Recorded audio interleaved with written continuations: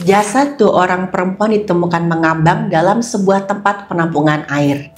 Masalahnya, pada jasad keduanya jelas sekali ada tanda-tanda tindak pidana penghilangan nyawa. Setelah diselidiki, ternyata ada ritual penggandaan uang, penipuan, dan juga kemarahan yang terlibat dalam kejadian ini. Pelaku pun akhirnya tertangkap karena kecerobohan yang dia buat sendiri. Kasus ini adalah tentang kebohongan dan juga keserakahan yang berubah menjadi tragedi mengerikan.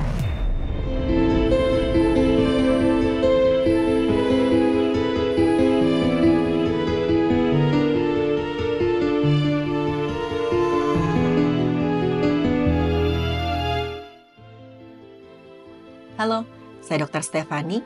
Saya seorang dokter spesialis forensik dan mediko-legal, dan saya belajar dari yang mati.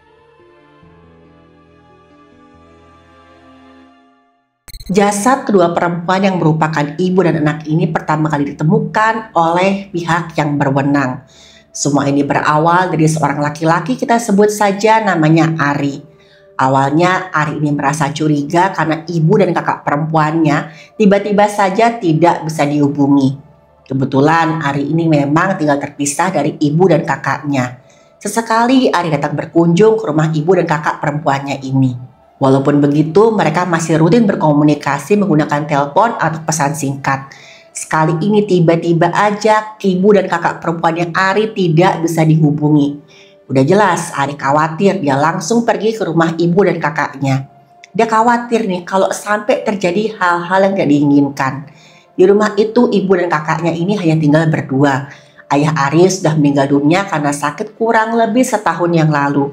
Ditambah lagi ibu Ari juga kesulitan berjalan karena faktor usia. Ketika dia sampai ke rumah ibunya, Ari sempat kebingungan karena rumah tersebut kosong, sama sekali nggak ada orang. Ketika dia bertanya kepada tetangga di sekitar rumahnya, tetangga ini bilang kalau kemarin ada yang sempat melihat ibu Ari keluar dari rumah.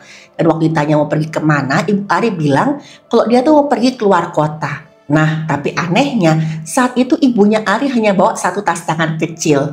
Gak kelihatan seperti orang yang mau pergi keluar kota yang biasanya bawa tas koper yang isinya pakaian dan bawa banyak barang bawaan lain. Ari tentu aja kaget nih mendengar perkataan tetangganya itu.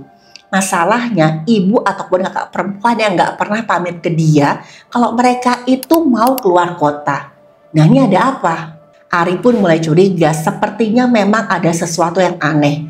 Dia kembali mencoba menghubungi ibu dan kakaknya, tapi dua-duanya nggak bisa dihubungi.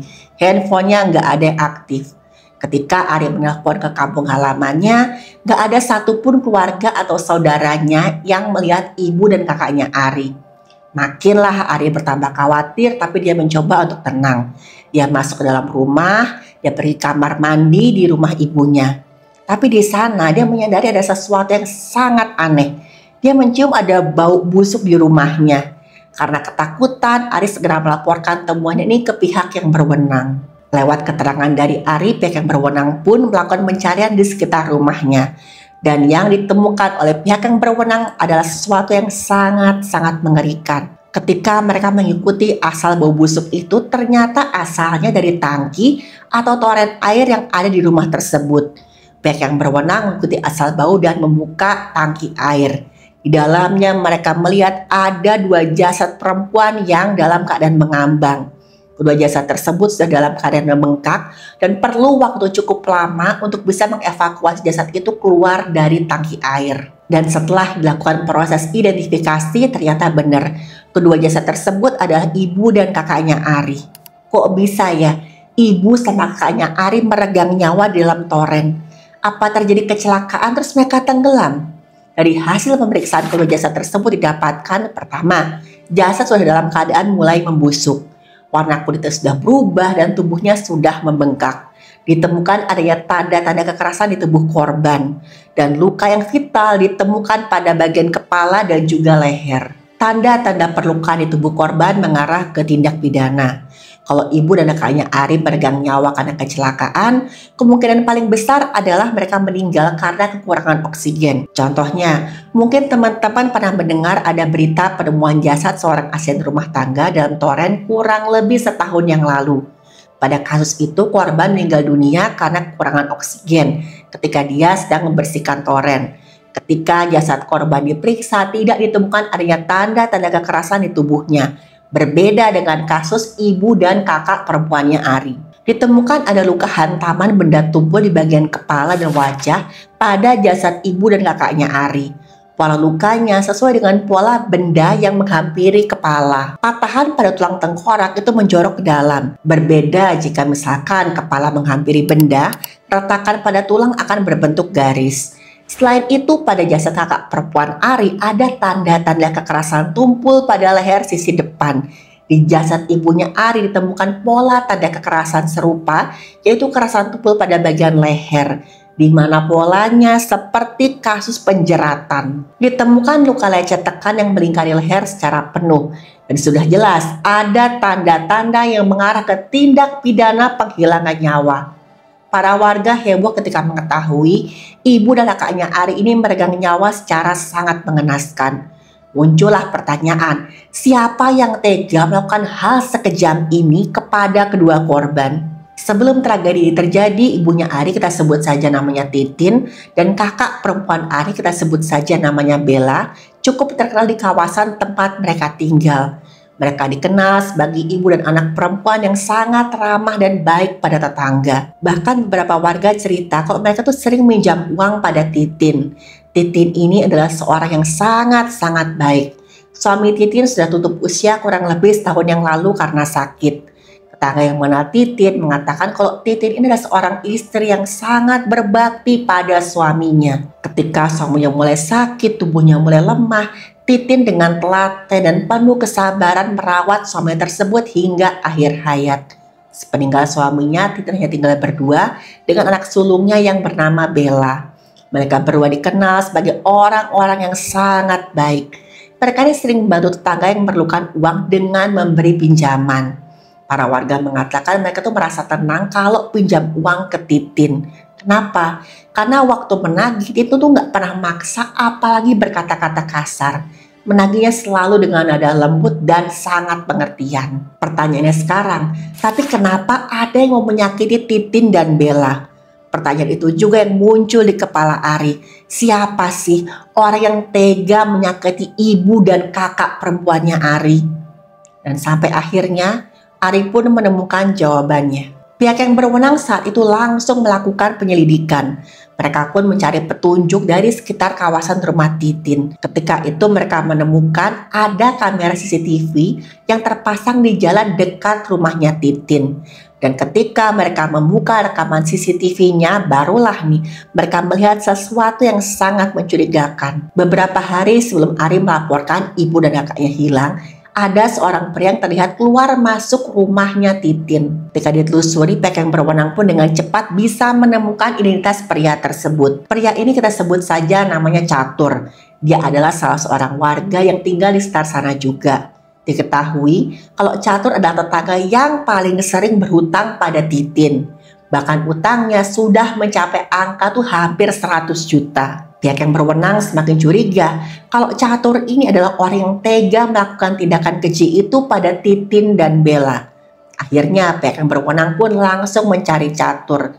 Tapi ketika didatangi ke rumahnya, ternyata Catur gak ada di rumah. Tetangga di dekat rumahnya Catur bilang kalau pria tersebut pergi meninggalkan rumahnya beberapa hari yang lalu. Beruntung, pihak yang berwenang akhirnya bisa menemukan Catur setelah mereka melakukan penyelidikan terhadap latar belakang Catur. Dia ditangkap di kampungnya dan langsung dibawa ke kantor untuk dimintai keterangan. Di sanalah Catur langsung mengakui semua perbuatannya. Kalau memang dia yang sudah menghilangkan nyawa Titin dan Bella. Pihak yang berwenang pun meminta Catur untuk menceritakan bagaimana dia menghilangkan nyawa Titin dan Bella. Dan juga apa alasannya. Inilah pengakuan Catur. Jadi suatu hari Titin datang ke rumahnya Catur dan Catur sedang santai-santai di rumahnya. Catur sempat kaget dan dia bertanya, "Bu Titin, ada apa?" Ternyata saat itu Titin ingin menagih hutangnya Catur.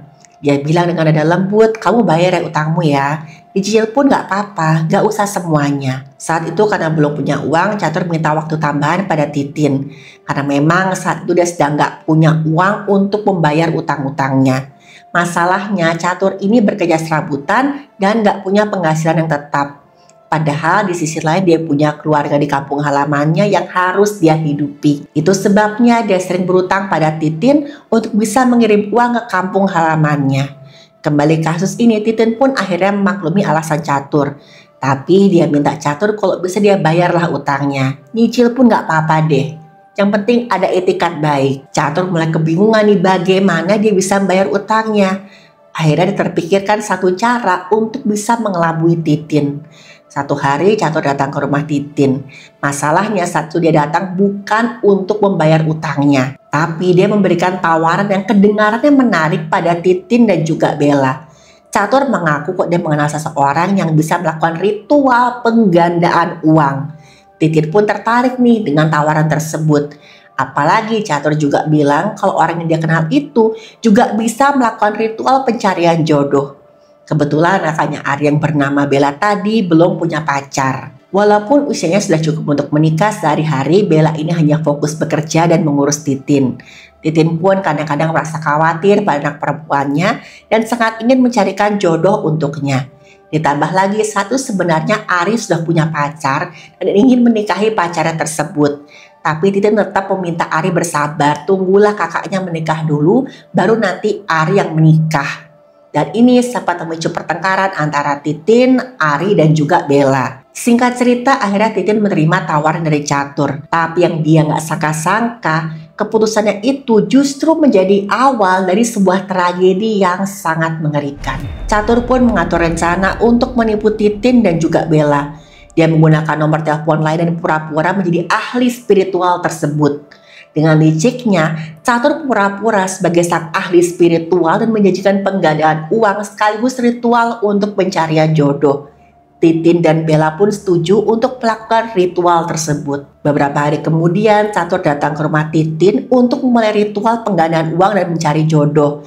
Dia membawa beberapa benda-benda yang katanya digunakan untuk membantu proses ritual. Catur mengatakan kalau ritual ini harus dilakukan secara terpisah. Dia minta Titin pergi ke ruang tengah untuk memasukkan uang yang disiapkan Titin ke dalam sebuah plastik yang telah diisi beberapa bunga-bunga. Sementara Bella diminta berganti baju menggunakan kain lalu menunggu di kamar mandi untuk ritual pencarian jodoh. Catur kemudian minta Titin untuk bersabar karena ritual penggandaan uang ini memakan waktu cukup lama. Masalahnya telah ditunggu berapa lama uang tersebut nggak juga bertambah. Titin pun mulai curiga kalau dia sudah ditipu. Dia tanya ke Catur soal masalah ini. Loh, mana uangnya? Kamu bilang bisa menggandakan uang. Tapi ini kok nggak terjadi apa-apa? Saat ini Catur mulai panik karena Titin mulai marah-marah dengan suara yang keras. Dia takut kok suaranya Titin didengar oleh tetangga. Dalam kepanikannya, Catur mengambil sebatang besi dari kotak peralatan yang ada di belakang Titin. Dia pun menghantam kepala Titin dengan keras menggunakan besi tersebut. Seketika Titin langsung terjatuh ke lantai dengan cairan tubuh warna merah mengalir dari bagian kepalanya. Catur pun menutup mulut Titin dan menyeretnya ke dalam kamar tidur. Saat itu sebenarnya Titin masih kelihatan separuh sadar. Dan Catur memukul kepala Titin hingga Titin tidak lagi bisa bergerak. Dan untuk memastikan Titin sudah nggak bernyawa, Catur menjerat leher Titin dengan menggunakan kabel yang ditemukan dalam kotak perkakas tersebut. Sampai akhirnya Titin benar-benar tidak bergerak lagi dan dia dipastikan sudah meregang nyawa. Mungkin teman-teman penasaran, kok bisa Bella yang ada dalam kamar mandi itu nggak mendengar ada kegaduhan di luar kamar mandi. Jadi kebetulan posisi kamar mandi dari ruang tengah rumah Titin itu agak jauh. Ditambah lagi saat dihantam kepalanya, Titin sudah sangat lemah sampai nggak sanggup lagi berteriak apalagi melawan. Jadi Bella sama sekali nggak mengetahui apa yang terjadi pada ibunya. Bella menunggu di kamar mandi dengan sabar. Sementara itu Catur berusaha membersihkan cairan-cairan tubuhnya Titin tadi yang ada di lantai rumah. Catur mulai kebingungan dan pikirkan cara agar Bella ini nggak curiga kalau ibunya sudah meregang nyawa. Akhirnya Catur memutuskan Bella juga harus disingkirkan supaya tidak ada saksi. Catur membawa besi yang dia gunakan untuk menghantam Titin kamar mandi tempat Bella sedang menunggu. Dia masuk kamar mandi dan langsung menghantamkan besi tersebut ke kepalanya Bella. Bella yang kaget sempat berteriak-teriak minta tolong.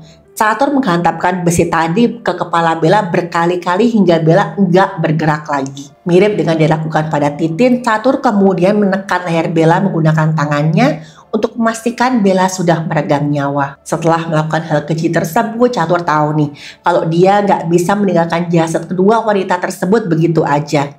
Kalau sampai seorang menemukannya, sudah pasti Catur akan tertangkap. Catur berniat untuk menghilangkan jejak dengan menyembunyikan jasad keduanya. Sekuat tenaga dia seret tubuh kedua korban dan dia cari ini tempat untuk menyembunyikan jasad mereka. Akhirnya diputuskan untuk menyembunyikan jasad keduanya di sebuah toren air yang ada di rumah itu. Catur berpikir kalau toren air itu adalah tempat yang bagus untuk menyembunyikan jasad kedua korbannya. Akhirnya dia masukkanlah tubuh Titi dan Bella ke dalam toren air. Setelah itu dia bersihkan tempat kejadian dan berusaha membuat rumah terlihat normal, seakan-akan nggak terjadi apa-apa. Sebelum pergi, Catur mengambil uang milik Titin yang katanya mau dia gandakan tadi. Jumlahnya sekitar 50 juta, semuanya masih ada dalam plastik. Dia bawa uang itu pergi, kabur ke kampung halamannya setelah melakukan hal mengerikan tersebut. Dan seperti yang kita tahu teman-teman, ternyata kejahatan Catur tidak bisa disembunyikan. Catur pun tertangkap di kampung halamannya. Yang terjadi pada Catur adalah sebuah pilihan yang salah dan berujung pada nasib yang menyedihkan. Dan Catur kini harus mempertanggungjawabkan perbuatannya di depan hukum. Teman-teman, lagi-lagi ada pelajaran penting yang bisa kita petik dari kasus ini. Yang pasti, hati-hati dalam memilih siapa yang bisa kita percayai. Karena bahaya bisa mengintai dari mana saja. Apalagi kalau sudah menyangkut uang. Kasus ini juga menjadi bukti bahwa keserakahan dan kebohongan bisa berujung pada tragedi yang mengerikan. Seperti Catur yang berbohong untuk menghindari kewajiban membayar utangnya. Tapi ujungnya keserakahannya sendiri terlihat ketika ia mengambil uang korbannya. Pelaku kejahatan mungkin berusaha menyembunyikan bukti, tapi kebenaran akan selalu terungkap pada akhirnya.